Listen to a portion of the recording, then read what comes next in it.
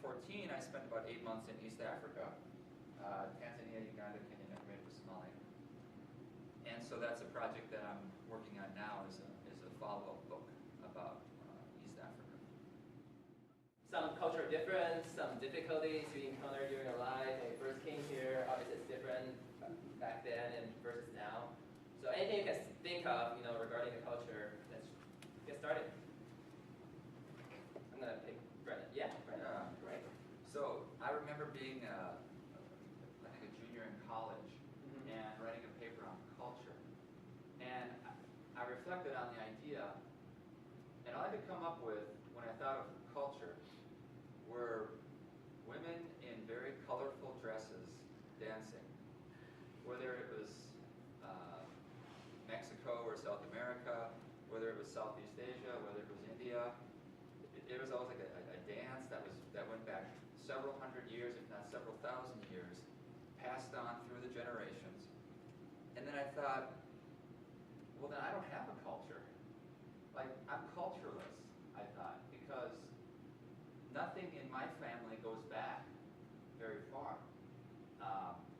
It occurred to me that I'm largely of German heritage, and we don't have any connection to German culture anymore. And so are we cultureless? When I was in Tanzania, I was on Lake Malawi, and I was watching these guys carving tree trunks to make boats. And I thought, why don't you pull together your resources and buy an aluminum boat? Because that's what we did. That's what we had when I was young. We had an aluminum boat that we went fishing with. And it occurred to me, because their work is part of their culture. And again, from that example, I realized just how little I grew up with traditional culture in that respect of having something that goes back a long ways and that you hold on to because it's part of who you are and how you identify. If my family does have culture, it's the hunting and the fishing, and my mom would can food, and we would grow things in the garden, and so there was an element of culture. But now I don't do any of that. And I go and I buy canned beans rather than canning them myself from the garden.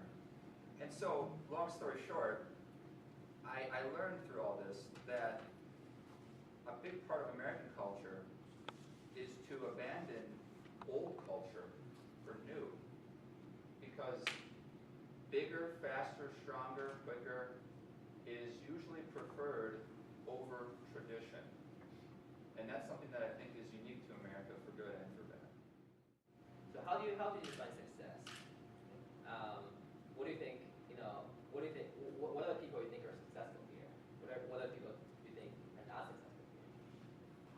I'm actually curious what the other panelists have to say about success, how they understood success growing up. Because I don't know about anyone else in this room, but when you say, picture a successful person, I'm picturing someone who has money, who doesn't have to be rich, but if you say, oh, he's a successful man, boom, the image, the stereotype in my head, maybe he's wearing a suit, must be a successful man right here.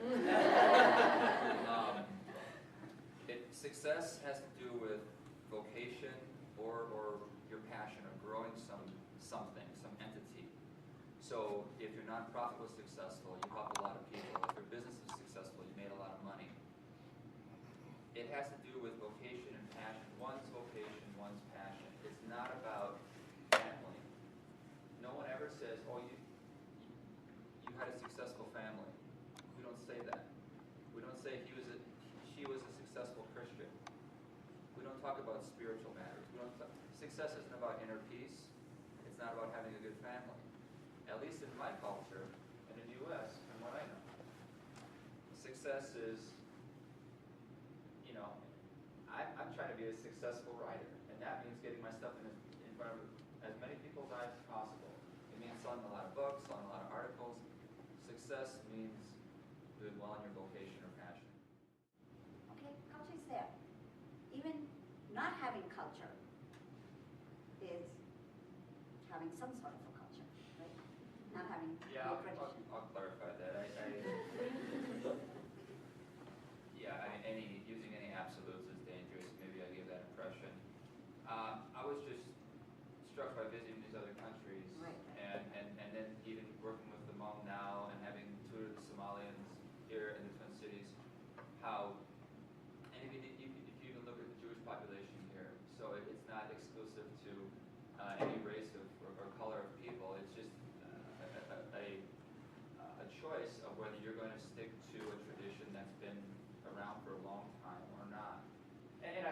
stems from the immigration, and it wasn't, at first it was I'm German, I'm Norwegian,